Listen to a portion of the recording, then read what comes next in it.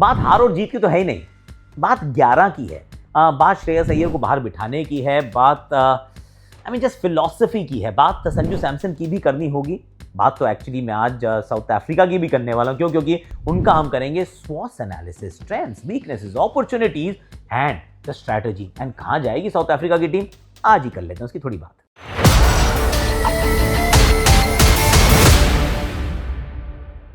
आकाशवाणी में आप सभी का हाथ जोड़ के गले लगा के स्वागत है। कैसे हो आप लोग? आई रियली होप कि आप अच्छे होंगे। और दो तीन चीज़ें हम कर रहे हैं क्योंकि हम स्वॉट एनालिसिस जो करते हैं टीम्स का, उनके हम वो क्योंकि वो सेकंड सेगमेंट होता है तो उसको वी कट दैट पीस और उसको हम अलग से भी डालते हैं, सो दैट अगर आपको सिर्फ वही देखना है तो आप वो भी देख सकते हैं। And I must tell you कि मैंने पहले ही रिकॉर्ड कर लिया, तो there will be a jump और उस सेगमेंट को हम काटेंगे and we'll put it as a playlist. तो वो सारे जो टीम्स के स्वॉट analysis for the world cup वो आपको वहाँ मिल जाएंगे। And now let's come to the point. और सबसे बड़ा पॉइंट क्या है? मेरा तो सबसे बड़ा पॉइंट यह है कि श्रेयस अय्यर को क्यों रखा है टीम में भाई। मैं ही था, बिल्कुल आप सही सोच रहे हैं, मैं ही था जब तिलक वर्मा इंजर्ड हुए तो मैंने ही बोला था कि श्रेयस को नहीं खिलाना चाहिए। क्यों नहीं खिलाना चाहिए? बड़ी सिंपल सी बात है यार, वर्ल्ड कप में बंदे का नाम नहीं है। ईशान किशन और संजू सैमसन दोनों टीम में है, रिंकू सिंह टीम में, आप इनको मौका दो ना, आप इनको खिलाइए, इनको आप तैयार कीजिए क्योंकि इनका नाम विश्व कप की टीम में है। There is no doubting about that. तो वो बिल्कुल सही निर्णय था कि श्रेयस अय्यर को खेलने का मौका नहीं मिला। लेकिन जब ईशान किशन इंजर्ड हो जाते हैं तो अब आपके पास बाहर कोई बैटर बैठा ही नहीं है। या तो कोई बैठा हो तो चलो कोई बात नहीं, लेकिन अगर कोई बैठा ही नहीं है तो आप क्या करोगे? तो फिर आप उनको मौका दोगे कि भाई हमने रखा क्यों है? इनिशियल प्लान्स में नहीं है, it's an emergency, extraordinary situation है, पर हम 6 बैटर से तो नहीं खेल सकते ना। 6 बैटर, 5 प्रॉपर बॉलर, 7 नंबर पे हर्षित, ऐसा थोड़ी ना होता है, ऐसा नहीं करने वाले हम। क्यों? क्योंकि मैच जीतना और हारना तो सेपरेट इशू है, पर जो हम तरीके से टीम तैयार करना चाहते हैं, इज दैट राइट और रॉन्ग?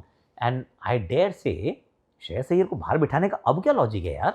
अगर ऐसा ही है, okay now hear me out. तो दो चीज़ें, एक तो अगर आपको ऐसे ही आपको उनको खिलाना ही नहीं है तो श्रेयस अय्यर को आपने रखा क्यों है कैंप के अंदर? मतलब आयुष बडोनी को रख लो यार, शहबाज अहमद को रख लो, मैं 4 नाम और ले लेता हूँ, आप उनको रख लीजिए क्योंकि वो अगर ड्रेसिंग रूम में रहेंगे तो कुछ सीखेंगे। And I get it, I absolutely get it कि आप किसी बच्चे को सिखाना चाहते हैं, पर श्रेयस अय्यर को सीखने की ज़रूरत है क्या? कि बाहर बैठ के आपको कैसा लगता है, देखो कि आप ड्रेसिंग रूम से देखो कैसा है। वाई? ये वाला मौका था जहाँ पे आपको उनको खिलाना चाहिए था। अब उसके अंदर कई और परम्यूटेशन कॉम्बिनेशंस होते हैं कि देखिए इनिशियल थॉट में था कि तिलक वर्मा आ जाएंगे, वो खेल जाएंगे, सो ओके। और अगर आपको ये लग रहा है एक मैच में वो रन बना देगा तो फिर सडनली सोशल मीडिया पर बवाल हो जाएगा, तो होने दो ना। आपका काम यह है कि आप 7 बैटर से तो कम से कम खेलोगे, 8 नंबर पर आपको एक ऑलराउंडर चाहिए। आप उस फिलॉसफी को तो मत चेंज कीजिए और श्रेयस अय्यर को ऐसे तो मत बिठा के रखिए। I think the decision to bench him was grossly incorrect. और अगर बाहर बिठाने का इतना ही मन है, उनको सोच रखा है, तो फिर उनको घर भेज दो यार, let him go and play something else. यहाँ पर रहने का ना कोई लॉजिक मेरी समझ में नहीं आ रहा है। तो वो तो एक बात हुई, ईशान को निगल थी, अब निगल तो थी, और उसके अंदर भी इंटरेस्टिंग बात ये थी कि भाग भी रहे थे, अंदर पानी भी लेके आ रहे थे, वो बैटिंग भी कर रहे थे, पर कुछ तो निगल थी जो उसकी वजह से नहीं खेले। और मुझे लगा उनकी निगल जो है वो संजू सैमसन की किस्मत खोल देगी। The world is going to now change for Sanju, क्योंकि अभी तक किस्मत की तो बात थी ना।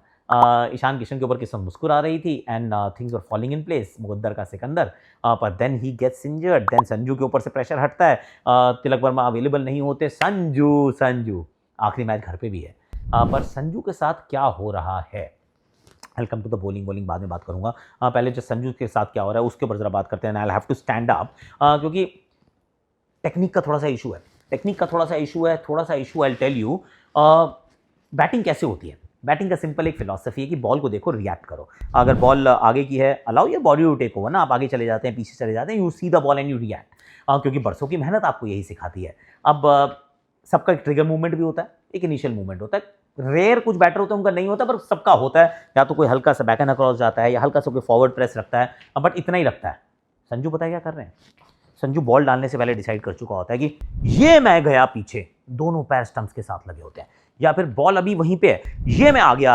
अरे आप इतना आगे और इतना पीछे बॉल डालने से पहले अगर आप चले गए, यू नो व्हाट हैपेंस, आपने पहले डिसाइड कर लिया कि अब ये वाली बॉल तो शॉर्ट ही आने वाली है, मैं चला गया दोनों पैरों के साथ पीछे। अब फास्ट बॉलर जो है उसको दिख गया आपको आते हुए, वो आपको आगे डालता है। जैसे ही वो आपको आगे डालता है, आप सिर्फ बैट प्रेजेंट कर सकते हो, आप शॉट नहीं मार सकते, ये वाला पैर जाएगा ही नहीं, और उससे पीछे जाने की आपके पास जगह नहीं बची। और सिमिलरली अगर आप बहुत आगे चले गए तो बैकफुट बिताने की जगह नहीं बची। तो इतना बड़ा डिसीजन या बॉल डालने से पहले कैसे ले सकते हैं, तो मुझे तो लग रहा है वो एक बड़ी समस्या है। इनफैक्ट लेफ्ट हैंड स्पिनर के सामने चले गए अंदर यार, बहुत अंदर चले गए और अंदरूनी लाइन पे फिर खेलेंगे क्योंकि आगे की गेंद है, पर you don't have a choice when you go so far deep inside the crease. ये वाला पाउंड नहीं जाएगा यार, somebody has to talk to him कि ये काउंटर प्रोडक्टिव है, allow the instincts to take over, ball देखो, रिएक्ट करो। और इस तरीके से जब आप बैटिंग करते देखते हैं ना, you might be a Sanju fan, you might love him to bits, पर you will have to say कि नहीं बैटिंग हो रही है, वो माइंडसेट जो हो सही जगह पे नहीं है। आप बॉल के बारे में नहीं, आप अपने बारे में सोच रहे हैं, and that does not augur well at all. Abhishek Sharma शून्य पे आउट हो जाते हैं, first ball duck. Actually 2 match में लगातार हम पहली बॉल पे विकेट गंवा जाते हैं। इनका ये सेकंड गोल्डन डक था इस श्रृंखला का। या तो बहुत रन बन रहे हैं या नहीं बनते हैं, once in a while, which is okay. Hardik से मुझे उम्मीद थी कि थोड़ा सा और संभल कर खेलेंगे, पर he just when the way. और अल्टीमेटली नंबर 7 पे Harshit Rana, that's not going to work. Shaktimaan Dubey, शक्तिशाली दुबे, इनका नाम रखने वालों में शक्तिशाली दुबे या शक्तिमान दुबे, मैं प्लीज़ लेट मी नो, क्योंकि अभी वाली जनरेशन को ना नाम नहीं दिए मैंने, ना मिडिल नेम दिए ना कुछ और दिया, जैसे रिलायबल रिंकू, रिस्पॉन्सिबल रिंकू, तो ऐसा कुछ रखें। और शक्तिमान दुबे या फिर शक्तिशाली दुबे, शक्तिशाली है यार, ताकत चाहिए होती है, वो ताकत सिर्फ इनके पास है। 6 छक्के मारे यार, खड़ा होता है, बल्ला घुमाता है, गेंद स्टैंड में जाती है, तो स्टैंडों के बाहर जाती है, 100 मीटर के छक्के मारता है, ही इज़ ब्रिलियंट। तो he kept the team alive. पर दूसरे एंड से विकेट्स का गिरना, बैटिंग ऑर्डर में नंबर 7 पे हर्षित का होना, I mean you can't कंसीड a game like this ना, कि हमने सोच लिया कि हम तो श्रृंखला जीत गए हैं तो हम ऐसे ही कर लेते हैं, और ऐसा ही करना है। Just one small point, toss जीत के बैटिंग भी कर लो यार, आई मीन क्यों ही चेज़ करना है, क्योंकि किस दिन ऐसा भी तो होगा जब आप विश्व कप की तैयारी कर रहे हो, आप कहते हो हम तैयारी कर रहे हैं, we need just to prepare, तो पहले बैटिंग कर लो ना, पहले बैटिंग करो, 250 पौने 300 बनाओ, क्योंकि हो सकता है कि गीली गेंद से बॉलिंग करनी पड़ेगी। तो श्रृंखला जीत गए हो, अगर आप 6 बैटर से खेलने को तैयार हो क्योंकि वर्ल्ड कप की तैयारी है, तो अगर वर्ल्ड कप की तैयारी है तो पूरी कर लो, तो then also bat first, but you don't do that. तो मैं तो थोड़ा सा डिसअपॉइंटेड रहा। अगर हम गेंदबाजी की बात करें, न्यूजीलैंड वो better prepared, came out attacking, Tim Seifert, साथ में डेवन कॉनवे, और शुरुआत में ही आपके ऊपर दबाव डाला गया। गेंदबाजी पैचेस में भारत ने अच्छी ज़रूर की, थोड़ा सा कमबैक भी किया कुलदीप के ज़रिए। रवि बिश्नोई ने वो विकेट चटकाया क्रूशल मोमेंट पे, पर डैरेल मिचेल बाद में आते हैं, बहुत रन बनाते हैं, eventually we end up chasing 215 और 50 रन से भी मुकाबला हार जाते हैं। टेक अवेज जो बड़े थे मैं ऑलरेडी डिस्कस कर चुका हूँ। बॉलिंग में I am not going to spend too much time, क्योंकि 5 ही गेंदबाज थे, 5 का इस्तेमाल किया। हार्दिक पांड्या, शिवम दुबे को बॉलिंग भी नहीं दी गई, which also makes a lot of sense. Varun को क्यों नहीं खिला रहे हैं? At some stage you need to start playing him, तो hopefully that should change as well. अब हम यहाँ से कहाँ चल रहे हैं? हम यहाँ चल रहे हैं साउथ अफ्रीका के स्वॉस के लिए, यानी कि स्वॉस एनालिसिस। वो मैंने पहले शूट कर लिया था, घर पे किया था, और बाद में as I told you will clip that entire analysis and will put it separately also, जैसे हमने ऑलरेडी न्यूजीलैंड का डाल दिया, चेकआउट कर सकते हैं। साउथ अफ्रीका ने टीम तो अपनी सही नहीं चुनी थी, लेकिन अब वो सही हो चुकी है। यस, बदलाव हुए हैं, रिकल्टन आ चुके हैं, स्टब्स आ चुके हैं, suddenly the team is looking a lot better. और पिछली बार पहुंच गए थे फाइनल तक, हमसे जरूर हार गए, 30 बॉलों में 30 रन नहीं बने, एंड रेस्ट एज दे से इज हिस्ट्री। अभी भी जब यहां पहुंचे थे तो फिर मुकाबले नहीं जीत पाए थे, श्रृंखला हमसे हार गए थे। तो वैसे देखे तो बिटवीन द 2 वर्ल्ड कप्स उनका प्रदर्शन ओके रहता है, पर यही बात तो हमने पिछले वर्ल्ड कप से पहले भी की थी कि साउथ अफ्रीका का प्रदर्शन ओके रहता है। मेरे विचार में साउथ अफ्रीका के T20 खिलाड़ियों में दम है यार एक्चुअली, एंड SA20 विश्व की दूसरी सबसे बेहतरीन T20 लीग मानता हूँ मैं उसको, कि बहुत बढ़िया लीग होती है। और ये खिलाड़ी कमाल के हैं, ये खिलाड़ी कमाल के हैं। और बाय द वे, जहाँ आपने ये देखा था ना PKL, वहीं पे आपको क्या देखना है, क्रिकेट वर्ल्ड कप, वहीं पे आपको क्या देखना है, WPL, वहीं पे आपको क्या देखना है, अंडर-19 वर्ल्ड कप, सब कुछ आपको यहीं देखना है। तो फिर जा क्यों रहे हो कहीं पे? जियो हॉटस्टार को अब भी डाउनलोड करो, और स्टार स्पोर्ट्स की भी आप सब्सक्रिप्शन ले लीजिए। और अगर आपको लगता है कि वो पाकिस्तान नहीं आएगी या कुछ होगा, तो फिर सब्सक्रिप्शन सस्ती हो जाएगी, नहीं होगी सर, अभी ले लो, बता रहा हूँ। और इस टी-शर्ट पर तो वैसे मेरा नाम भी लिखा है, और आपकी नाम नहीं काटा, मैंने बोल दिया अपने एडिटर को मेरा नाम नहीं काटना, बिल्कुल भी नाम दिखाओ भैया। अब जरा साउथ अफ्रीका के हम स्वॉस एनालिसिस की तरफ चलते हैं। इनके स्क्वाड जो है वो आपके सामने है। इस स्क्वाड को देख के क्या लगता है?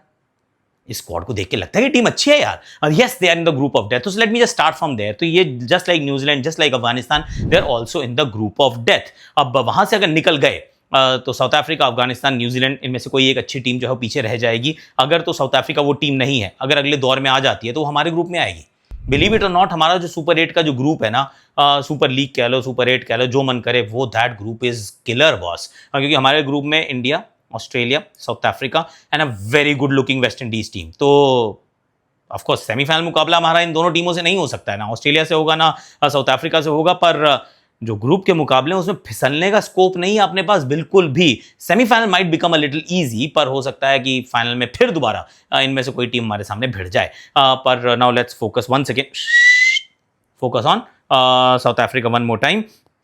साउथ अफ्रीका कर लेते हैं बात, जिसमें इनका जो स्क्वाड है उसमें Aiden Markram, Ryan Rickelton, Dewald Brevis, David Miller, उसके बाद स्मिथ, लिंडे, जैनसन, बॉश, डॉक, de Kock, Stubbs, Maharaj, Rabada, Maphaka, Ngidi और ऑनरिक नोकिया।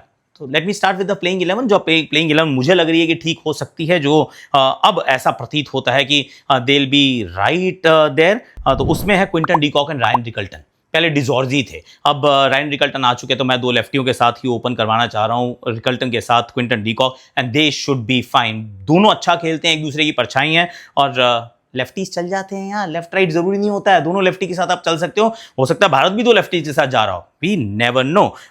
तीसरे नंबर पे Aiden Markram, once again a quality player, उसके बाद डेवॉल ब्रेविस, फिर डेविड मिलर, फिर ट्रिस्टान स्टब्स। अच्छी लग रही है, नहीं लग रही? अब बताओ, लग रही है ना अच्छी? ये अच्छी टीम है यार। ट्रिस्टन स्टब्स के बाद जॉर्ज लिंडे भी हो सकते हैं, कॉर्बिन बॉश भी हो सकते हैं, तो फिर वहां उसके बाद Marco Jansen. I mean now you suddenly realise कि इस टीम के अंदर गहराई कितनी हो चुकी है।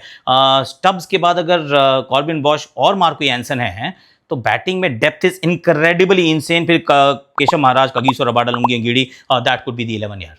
अगर जॉर्ज लिंडा को खिला सकते हैं, अगर एक एक्स्ट्रा स्पिनर चाहिए, लेफ्ट आर्म स्पिन के साथ बैटिंग चाहिए, और वरना अगर इन्होंने कॉर्बिन बॉश को खिलाया, जिनको मैं पर्सनली बहुत हाईली रेट करता हूं, this will be the team to beat. ये 11 मुझे अच्छी लग रही है। अब इसमें ताकत क्या क्या है? Okay, let's go with the strength. Multiple allrounders इनके पास हमेशा होते हैं, अभी भी हैं। कॉर्बिन बॉश भी हैं, इनके पास मार्को यानसन भी हैं, इनके एडन मार्करम थोड़ी सी गेंदबाजी कर लेते हैं। कीपर जो इनके हैं वो प्रॉपर बैटर हैं, एक नहीं दो हैं, डेवॉल ब्रेविस और Tristan Stubbs. I mean there you got plenty of options available. तो बहुत बढ़िया allrounders and a very good fast bowling unit. Kagiso Rabada, Lungi Ngidi, Corbin Bosch, I mean they are a good team यार। Marco Jansen, it's a good team, it's a good fast bowling unit, और छक्के लगाने वाले बहुत सारे खिलाड़ी इस team के पास हैं। वो क्विंटन डीकॉक से शुरू होंगे और स्टब्स के बाद यानसन तक चलते रहेंगे, सब मारते हैं छक्के। तो क्वालिटी हिटर्स, बीच में डेवॉल ब्रेविस भी आएंगे। मार्करम एक है जो थोड़ा तरीके से खेलते हैं, बाकी सारे तो बदतमीजी से खेलते हैं। आई mean they score a lot of runs. Is मेरा जो डॉकेट मैंने तैयार किया वो यही मुझे बता रहा है कि ये टीम बहुत तगड़ी है। वीकनेस क्या है? सी बैटिंग ऑर्डर मैंने जो पिछली बार हमने इनको खेलते देखा था, पर अगर वो बायलैटरल सीरीज है, टेक इट सीरियसली और don't take it seriously, I don't know. तो वो जो यूनिट है वो थोड़ा सा अप एंड डाउन कभी भी चलता है, वो फॉर्म कभी है कभी नहीं है। देयर ईदर, आई मीन थोड़ा सा उनको वो इनकंसिस्टेंसी रहती है इस टीम के साथ। Inconsistency is a bit of a problem. Otherwise batting में स्ट्राइकिंग पावर बहुत सारी है। जेन्युइन विकेट टेकर्स अगर स्पिन डिपार्टमेंट में देखते हैं तो नहीं है, क्योंकि तबरेज शम्सी नहीं है ना, तबरेज शम्सी को नहीं देख रहे हैं हम यहाँ पे। केशव महाराज, जॉर्ज लिंडे या फिर एडन मार्करम, स्पिन लुक्स 50-50। भारतीय परिस्थितियों के लिए स्पिन में थोड़ा सा और आपको रुतबा चाहिए होता है, थोड़ी सी और डेप्थ चाहिए होती है, थोड़ी सी और विकेट टेकिंग एबिलिटी चाहिए होती है, जो इस टीम के पास उतनी नहीं है। Death bowling might be a concern. Death इसलिए कंसर्न हो सकती है क्योंकि Kagiso Rabada is not your gun death bowler, ना ही लुंगी एंगीडी है, ना ही कॉर्बिन बॉश है, ना ही मार्को यानसन है। फास्ट बॉलिंग के विकल्प बहुत सारे, पर डेथ में डालने वाले और अच्छी गेंदबाजी करने वाले, विकेट चटकाने वाले विकल्प इस टीम के पास उतने नहीं हैं। अपॉर्चुनिटीज तो बहुत है भाई साहब, ये टीम आगे भी जा सकती है, फाइनल जीत भी सकती है, क्योंकि it's time for Africa. They are actually a very decent team. तो अपॉर्चुनिटी है कि जो आप पहुंचे थे, अब उसके करीब आप दोबारा पहुंच सकते हैं क्या, उससे आगे आप जा सकते हैं क्या?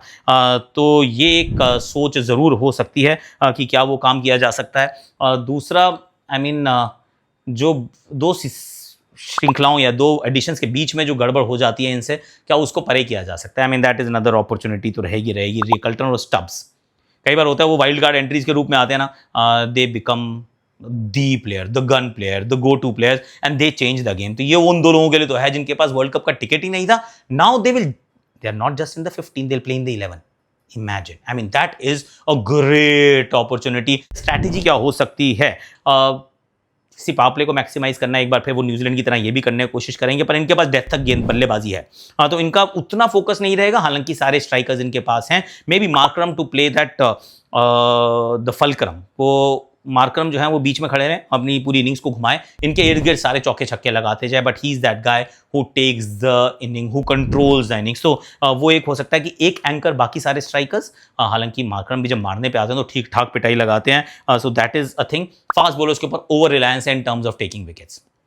स्पिन में उतनी विकेट टेकिंग एबिलिटीज नहीं है, तो फिर you go with a lot of your faster bowlers और ऑलराउंडर्स का अच्छा इस्तेमाल। दैट इज अनदर थिंग जो उनके दिमाग में चल रही होगी कि हम इसका बेहतर इस्तेमाल कर सकते हैं। स्ट्रैटेजी के की स्ट्रैटेजी का हिस्सा ये भी हो सकता है कि बैटिंग में डेप्थ मिल गई और बॉलिंग के ऑप्शन ज्यादा हो गए, तो that could be their strategy, where will they reach.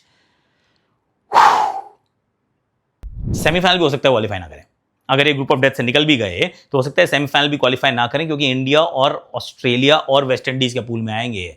इनका पूल बहुत कठिन हो गया, दुखम है। पहला इनके दो पड़ाव हैं, एक पहला obstacle group of death, second obstacle India का ग्रुप। उसके बाद अगर निकल गए तो ये फाइनल खेलेंगे पर इस बार इनका काम थोड़ा सा मुश्किल होने वाला। हालांकि ये टीम अच्छी है, टीम हमें भी वैसे शिकस्त दे सकती है, ये उस प्रकार की ऑस्ट्रेलिया को पटखनी दे सकती है, पर क्योंकि ग्रुप ऐसा है और सामने ऑपोजिशंस इतने अच्छे हैं दैट भंवर में अटक भी सकते हैं। So that is what I think. आपको क्या लगता है कहाँ तक पहुंचेंगे, इनके भाग्य में क्या लिखा है? Will they write a new story? Is it time for Africa in the T20 world cup as well?